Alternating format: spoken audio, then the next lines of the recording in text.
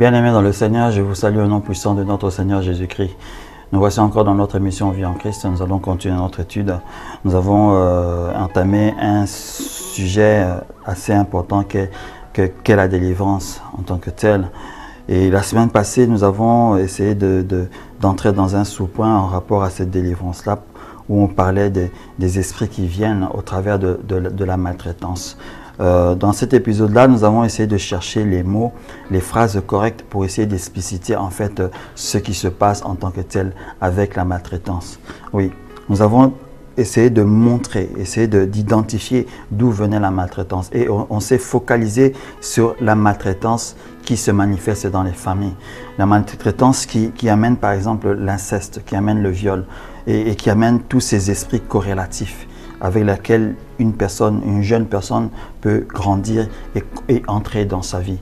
Entrant dans sa vie d'adulte avec des esprits qui lui ont été impartis, qui lui ont été donnés par en fait cette maltraitance qu'il a eue. La maltraitance en question peut venir de plusieurs voies et moyens dans la famille. Ça peut venir par le papa, par la maman, hein, surtout par exemple le papa envers le fils, la maman envers la fille.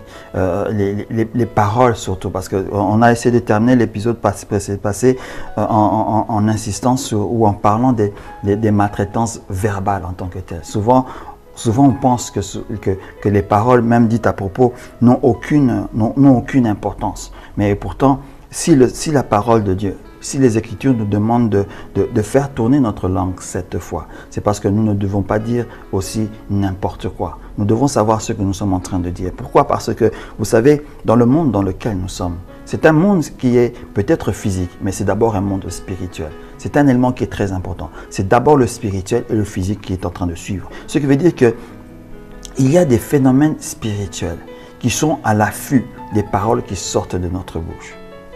C'est la raison pour laquelle la parole de Dieu nous apprend qu'on peut bénir comme on peut maudire. Ce n'est pas parce que nous sommes des dieux. C'est parce que l'action entreprise en parlant peut inciter des esprits bien particuliers. J'avais dit que, et je pense que vous le savez, lorsque nous parlons en bien, nous disons qu'en parlant en bien d'une personne, qu'est-ce que nous faisons? Nous bénissons la personne. Nous désirons des bonnes choses. Hein? Nous essayons d'appeler un bon aura, comme on dit dans le monde. Mais en réalité, qu'est-ce qui se passe? Ce sont des esprits, des anges, des messagers, des fonctionnaires de l'Éternel, à cause d'une parole bien dite que le Seigneur envoie, que le Saint-Esprit dispatche, pour que cet élément qui a été prononcé puisse se réaliser. Surtout quand il s'agit des paroles qui sont dites par les parents envers les enfants. Le malin, les esprits impurs connaissent cette réalité spirituelle, que je peux même dire que c'est une loi spirituelle. Alors ils seront maintenant, eux, à l'affût d'un autre type de paroles, des paroles négatives qui sortent en fait, cette maltraitance verbale qui sortira de notre bouche. Ils sont donc à l'affût de cela. Pour eux, ça sera comme une arme, des clés qu'ils prendront, des permissions qu'ils auront envers la personne qui reçoit en fait cette maltraitance. Nous avons par exemple donné le fait que un des parents dit à un de ses enfants, fille ou garçon, toi tu ne seras jamais intelligent, tu ne réussiras jamais dans ta vie, des trucs comme ça. Les esprits de chômage peuvent accompagner la personne. L'esprit de chômage, quand il viendra vers le jeune garçon, c'est un esprit qui attendra son temps. Il va juste habiter la personne, il sera dans son coin. Mais lorsque tu arriveras à un âge où tu dois maintenant chercher du travail, jamais. Tu n'obtiens jamais de travail. Même lorsque tu es forcément peut-être qualifié à la chose en question. Mais on ne te prend pas. Parce qu'un esprit de chômage qui a été permis par une des paroles d'un de tes parents qui a dit, en fait, on peut dire parent, mais la personne qui a eu l'autorité spirituelle dans ta jeunesse. Par défaut, l'autorité spirituelle de ta jeunesse, c'est tes parents. Ça peut être aussi un des oncles chez qui tu as grandi. Donc ne regardez pas simplement le père ou la mère. Mais là où tu as grandi, théoriquement, les personnes là ont une autorité physique et spirituelle sur toi. Donc, ils ont cette parole en main Et l'esprit chômage dit, on m'a donné la permission de ne pas te donner du travail, de ne pas te permettre d'avoir du travail. Et vous voyez que la personne souffre. La personne souffre. 1 an, 2 ans, 3 ans, elle n'obtient jamais de parole. Et le pire encore, quand la personne rencontre encore ses parents, je l'avais dit, c'est un incapable. Il ne sait même pas trouver un travail. Mais le parent ne sait pas que la parole ou les paroles qu'il disait dans la jeunesse de l'enfant sont en fait la cause de cet échec-là qui ne lui permet pas d'avoir du travail. C'est pour cela, on peut juste ouvrir une très grande parenthèse, par exemple. On voit ça souvent, c'est réalisé dans des films ou des théâtres ou des événements, bien sûr, selon c'est des révélations. Certaines paroles dites à propos, les personnes le savent et disent qu'un des parents peut s'énerver, ne maudis pas ton enfant, etc. etc. L'enfant peut, dans la folie, quitter la famille, etc., aller faire sa vie parce qu'il ne se sent pas aimé, il reçoit des maltraitances verbales, etc. Mais là où il va, il ne réussit toujours pas. Alors, l'enfant peut comprendre la situation, mais mes parents me disaient ça, tout un tas d'histoires. Alors, il rentre chez ses parents. Il va chez ses parents faire souvent c'est typique disons, aux tribus peut-être africaines ou je ne sais pas quoi, il va payer une sorte je ne sais pas comment je peux appeler cela, une sorte d'amende aux parents. Il va lui donner quelque chose, il doit faire quelque chose et demander à ce parent-là de retirer en fait la parole qu'il lui disait. Parce que ce retrait-là, c'est comme si le parent va dire à l'esprit en question. Parce qu'indirectement, il lui a donné l'ordre et indirectement, il lui redonne l'ordre encore. De cesser maintenant d'importuner l'enfant. Je ne sais pas si vous avez déjà entendu ce genre d'histoire, mais ça se passe. Quand on dit souvent, je vais juste prendre l'exemple, par exemple, de souvent, on a entendu, je ne sais pas si c'est vrai ou c'est faux, c'est souvent vrai peut-être, où des dots ne se sont pas faites correctement, etc. Le couple va en mariage, etc. 1 an, 2 ans, 3 ans, 4 ans, 5 ans, ils n'ont toujours pas d'enfants et tout un tas d'histoires. Ils vont chez un pasteur, il faut prier, etc. Le pasteur reçoit une révélation, il pose une question juste à propos comme ça. Mais est-ce que tu as complètement fini tous les éléments avec les parents? Brusquement, il savait que non, j'avais omis de donner un sac de riz, un sac de sel pour l'oncle, quelque chose dans ce sens-là. Et il dit, ok, va faire cet élément-là, après reviens, nous allons prier. Après, le jeune homme va dans la famille, il amène ce qui a été demandé et qui n'avait en fait oublié de payer, que ce soit la radio, que ce soit le sac de sel, le sac de riz, je ne sais pas, le wax qui avait été demandé pour la maman, je ne sais pas quoi, mais il donne les éléments manquants. Et après, on voit 1 année après, 2 ans après, un enfant vient dans le couple. Tout simplement parce qu'il n'avait pas réalisé tous les éléments. Un des parents n'étant pas content, sa colère déclenche un esprit d'infertilité dans la famille.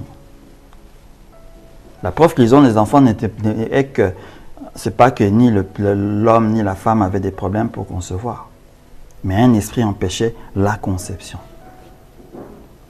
Voyez-vous comment cela peut être complexe, ces paroles dites à propos, ces maltraitances. Parce que ce genre d'éléments, on peut considérer cela dans la maltraitance. Donc vous devez savoir que la maltraitance verbale est quelque chose de très, très dangereux. C'est une des raisons, en tant que parent, vous devez vous opposer à des professeurs d'école qui ont des maltraitances verbales envers des enfants. Parce qu'au moment, lorsqu'ils sont dans leurs études, dans leurs écoles, c'est le professeur qui a une sorte d'autorité physique et disons même psychologique sur l'enfant, voire même spirituelle dans certains cas. Et autant les maltraitances verbales de la famille peuvent avoir comme effet ce que nous avons essayé de démontrer dernièrement, Ces mêmes effets peuvent être créés par des professeurs d'école envers des enfants. Raison pour laquelle être un professeur d'école doit être une personne qui doit avoir un bon sens psychologique, un bon sens spirituel, et sachant les résultats des paroles, pour ne pas dire en fait n'importe quoi aussi. Même si un enfant est incapable de faire quelque chose, le professeur ne doit pas condamner l'enfant dans l'incapabilité ou dans l'incapacité, excusez-moi. Parce qu'il donne ou il renforce cet esprit d'incapacité dans l'enfant. Et cet esprit fait asseoir cela psychologiquement encore plus dans l'enfant. Pour quelles raisons nous avons dans les écoles des enfants rebelles? Quel que soit le type de pays, lorsque vous faites des études sur ces enfants en question, vous allez voir qu'il y a un problème de maltraitance dans la famille. Tout simplement. Un enfant n'est pas rebelle comme ça, de naissance. Un enfant peut avoir une sorte de tête dure, d'être, comment je peux dire, avoir un esprit fort, un esprit dur, c'est vrai. Mais le comportement qui amène un enfant à être désobéissant, menteur, violent même à l'école, viennent des maltraitances qu'il vit dans la famille ou même qui peuvent être créées par l'école. Par même les amis, bien sûr. Voyez-vous pourquoi il est dangereux que la maltraitance demeure dans les familles? Parce que ça donne la clé à des esprits familiaux forts qui agissent sur le reste de la vie des enfants de la famille. Des familles entières dans ce monde, surtout en Occident, ont été détruites à cause de la maltraitance. Où des enfants ont, entre parenthèses, divorcé de leurs parents. Encore on regarde l'Europe en faisant la comparaison avec les familles africaines, où déjà, à cause de la maltraitance vécue, l'enfant européen, lorsqu'il atteint sa majorité, quitte sa famille. Quitter sa famille en question est avec un Q majuscule. Cela veut dire que c'est bye bye, au revoir. Je ne suis plus à vous, je ne vous appartiens plus, je ne vous connais plus. Il va mener sa vie. Les parents n'ont plus d'informations, de nouvelles de leur enfant. Un bonjour, soit l'enfant apprend que son père est mort d'un cancer. Un bonjour, les parents apprennent que leur fils a fait un accident de route dans un pays XY. Cette séparation qu'il y a eu entre les enfants ou l'enfant et les parents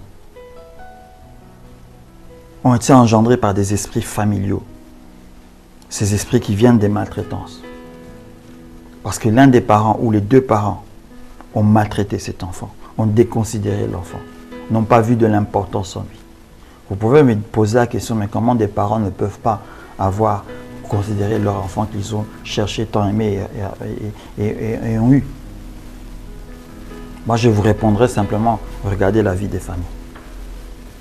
Ce n'est pas moi qui invente ces éléments-là, mais c'est ce qui est vécu et constaté. Je pense que vous avez déjà appris ou entendu dans des prédications, les prédicateurs ou des enseignants dire que l'ennemi cherche à détruire les familles. Quand il cherche à détruire les familles, souvent, on pense qu'il cherche à détruire les mariages. Non. Il cherche à détruire les familles. La manière dont la famille est composée. De la diviser complètement. Parce qu'il sait que s'il met une discorde là, une autre peut se créer là. Et complètement détruire la souche familiale. Ça, c'est son rôle. Cherchez simplement les familles détruites qu'il y a autour de vous. Allez savoir pourquoi ils sont dans cette condition-là. Et vous allez voir par vous-même. que des esprits de maltraitance sont présents.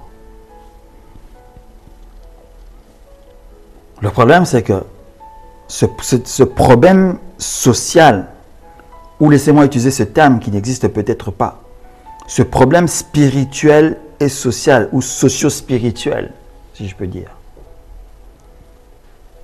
est quelque chose qui va de génération en génération. C'est pour ça, lorsqu'il y a ce genre d'enseignement qui parle de briser les malédictions des générations, c'est pour en fait mettre un terme aux activités de ces esprits, afin de dire non, avec ma famille, c'est fini. Vous n'agirez plus ainsi. Vous les interdisez non seulement d'agir en vous, mais d'agir sur vos enfants. Vous fermez la porte, afin que vos enfants n'aient pas à avoir ce combat-là. Parce que si vous ne le faites pas, par ignorance peut-être, c'est comme cela que de génération en génération, ce genre d'élément se transmet. On dit qu'un enfant maltraité maltraitera. Qu'un enfant abusé abusera. Génération après génération. Tu abuses ton fils, il abusera le sien, ce dernier abusera le sien. Mais il faut mettre un terme à ce cycle. Parce que c'est un cycle. On peut arrêter cet esprit. On parle d'esprit de famille qui va de génération en génération. Mais on peut arrêter cela. La parole de Dieu nous apprend cela. Autant il visite génération après génération, c'est dans le bien et même dans le mal. Donc on peut arrêter cela afin que le bien se présente et qu'il va maintenant génération après génération.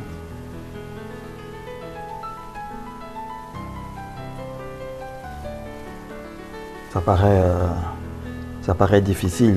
Je peux peut-être donner aujourd'hui un témoignage d'un collègue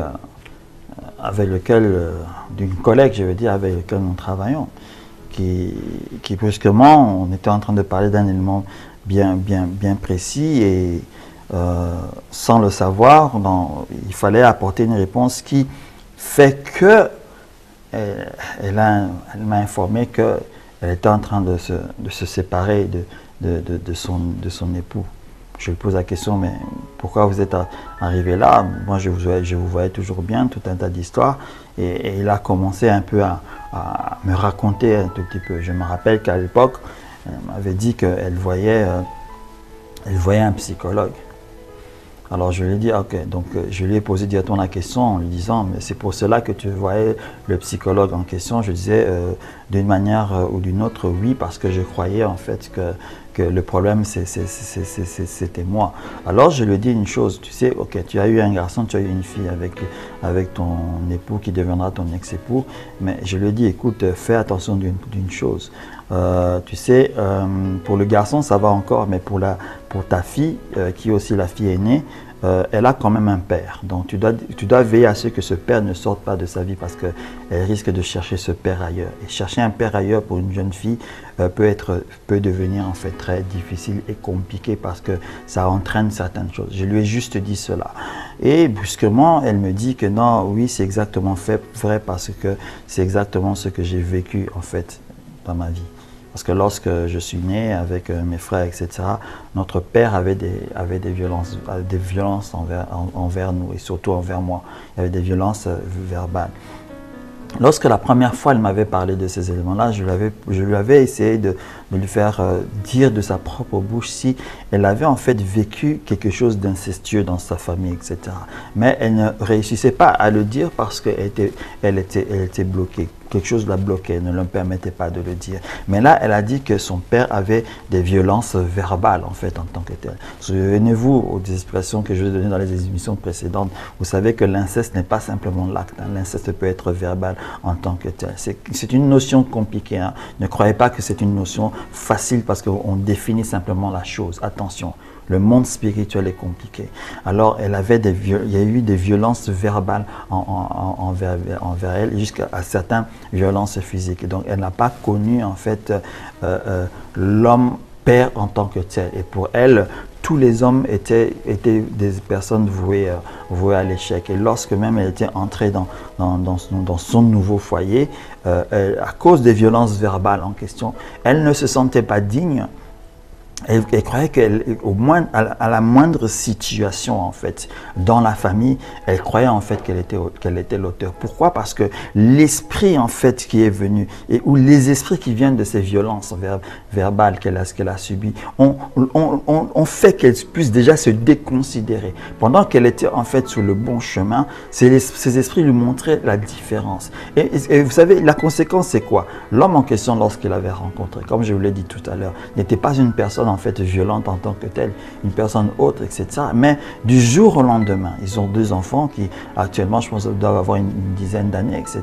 Du jour au lendemain, la personne shift en fait. Hein, elle ne considère plus comme elle le considérait. Comme s'il y a eu directement ce rejet tant moral et tant physique. L'homme qui n'est pas de surcroît quelqu'un qui était adultère, il est devenu d'un coup adultère. Et elle, croyant sauver en fait son mariage en tant que tel, était dans son mariage, croyant que c'était elle en fait le problème. Elle a cherché en fait de l'aide. Malheureusement, n'étant pas chrétienne, c'est pas de l'aide spirituelle qu'ils cherchent, c'est eux, ils cherchent de l'aide psychologique. Et ils vont chez le psychologue. Je ne sais pas ce qui se dit en tant que tel avec le psychologue. Si ce dernier, comme d'habitude, cherche à creuser le passé sans pour autant donner vraiment des solutions. Mais au contraire, le problème, c'était quoi? C'est que l'esprit, en fait, venant de cette maltraitance vécue, en fait, s'est engendré, s'est entraîné dans son propre foyer. Hein, et a donné maintenant ce comportement-là maintenant à son propre mari. Quand j'ai parlé de sa fille, indirectement, qu'est-ce que je suis en train de vous dire et de vous expliquer par cet exemple que je suis en train de donner? C'est que, en fait, que cherche cet esprit familier? Il cherche à récupérer l'enfant pour que son enfant à elle, sa fille à elle, vive exactement la même chose. Parce que lorsque l'homme devient violent envers la femme, l'image de la fille est l'image aussi de sa femme d'une manière ou d'une autre. Raison pour laquelle il n'est pas rare que la violence du mari envers sa femme se répercute chez les filles s'ils ont des filles. Et c'est ce que, en fait, ces esprits familiers cherchent à faire. Et je lui ai dit de faire attention indirectement dans un langage différent d'un langage spirituel, de faire attention à cet élément-là. Parce que sinon, ta fille grandira tel que toi tu as grandi. Je lui ai dit ça. Et là, ça sera en fait dangereux.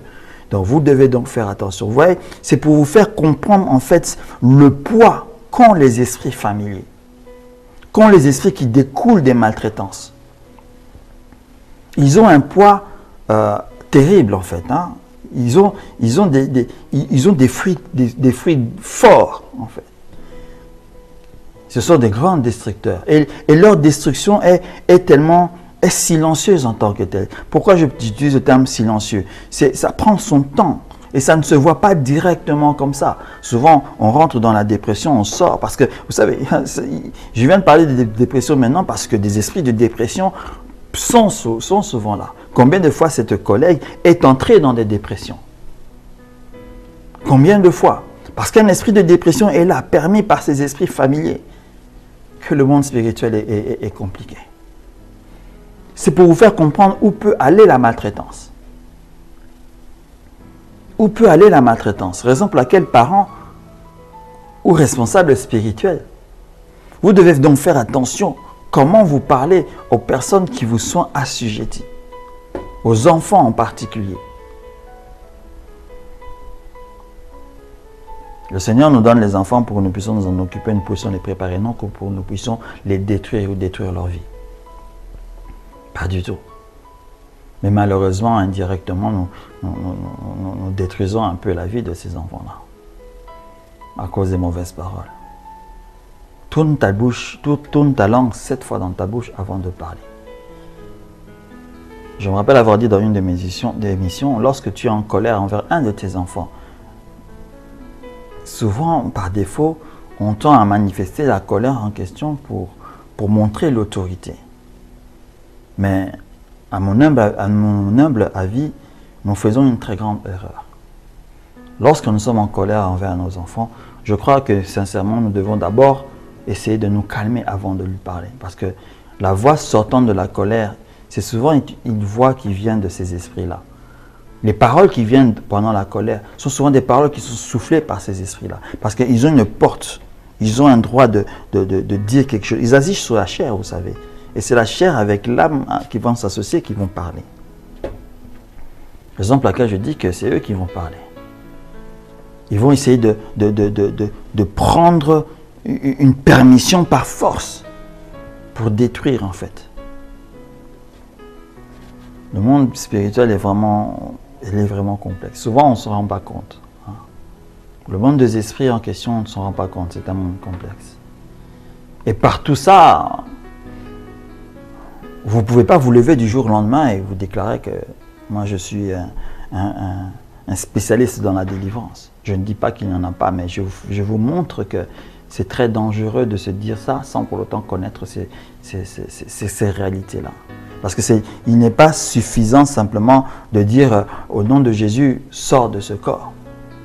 Le Seigneur nous a dit oui, ils nous seront assujettis. Mais qui nous sera assujetti? Quelque chose si tu ne connais pas, qui est en train d'assujettir quelqu'un? Il faut que tu puisses prendre autorité sur lui. Qui a la permission, qui a la clé, qui est la base de cet élément-là pour que tu puisses le chasser. Que tu puisses lui ôter cette clé-là. Lui ôter le pouvoir qu'il est en train d'avoir. Retrouvons-nous la semaine prochaine pour la suite de cette émission. Je vous remercie de m'avoir suivi jusque-là. Ce sujet est assez délicat, mais au nom de Jésus-Christ, le Saint-Esprit va nous permettre de comprendre cela et de nous asseoir dans cette réalité. Restez dans la paix du Seigneur. Amen.